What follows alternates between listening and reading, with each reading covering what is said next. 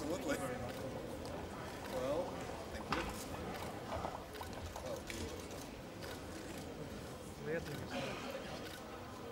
Lietuvietis, kāds Gymnich.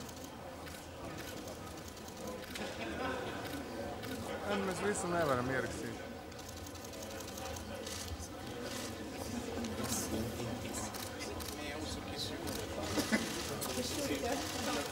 Yes. Hello. We are 28 and we differ by geography, by history, by politics. The debate is rich not only among member states but also within member states. That's part of our democracy.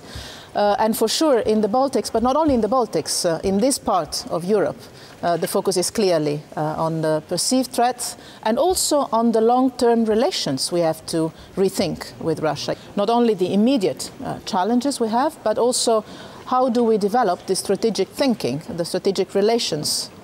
And relations doesn't mean partnership, don't get me wrong, between the European Union and the Russian Federation. In the end of the day, when we are restarting and committing ourselves to the trilateral dialogues, being it on trade, being it on energy, it's not only a way of facilitating this process for the Ukrainians, but it's also a way of being aware of the fact that there is a broader picture we have to take in mind.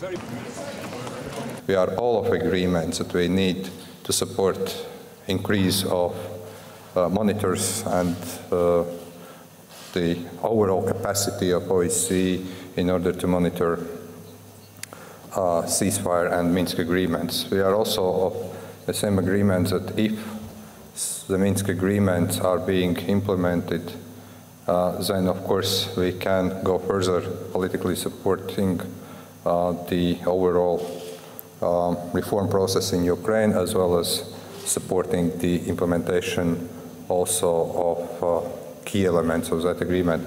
But we also have been of the opinion that if there is a serious deterioration of situation in the eastern Ukraine and Minsk agreements are going to be violated, then of course the European Union is prepared to take further restrictive measures, further sanctions, in case if there is the real need to do that.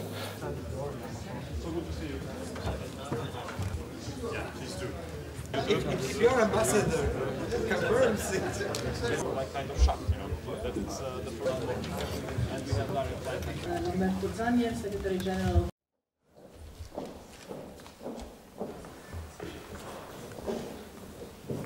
There is still 2.5 months to go. We can work on, first of all, the package of assistance to all three countries that have signed association agreements with the European Union, namely Georgia, Moldova, Ukraine. That assistance package should help them implement deep and comprehensive free trade agreement. Without that agreement, we cannot say about the possibility of further fostering the reform process there. Second, we've discussed a lot about visa liberalization program. We would be very hopeful to have, if countries, Eastern partners, meet the criteria, also to move according to the principle more for more. But here we still need to have the assessment of the Commission whether all criteria is fulfilled. We see the opportunity to broaden and deepen relations with Belarus, notwithstanding that there are, of course, some outstanding issues, political prisoners, but we see that we can also move in this direction. And also to use such mechanisms and also to actively engage in the dialogue on energy issues, in the dialogue on modernization of security systems of those countries, if they wish so, using also CSDP. Let me take just 1 minute to thank very much the Minister, the Latvian presidency, for the highly symbolic political value that is there when the minister, a government from one of the most Nordic and Eastern countries of the Union signing together with me the invitation, for instance, to the meeting we will have in Barcelona with our southern partners. This really means that we are all united in facing the challenges we have both east and south, and I think this is extremely valuable, and I would like to thank you very much for this.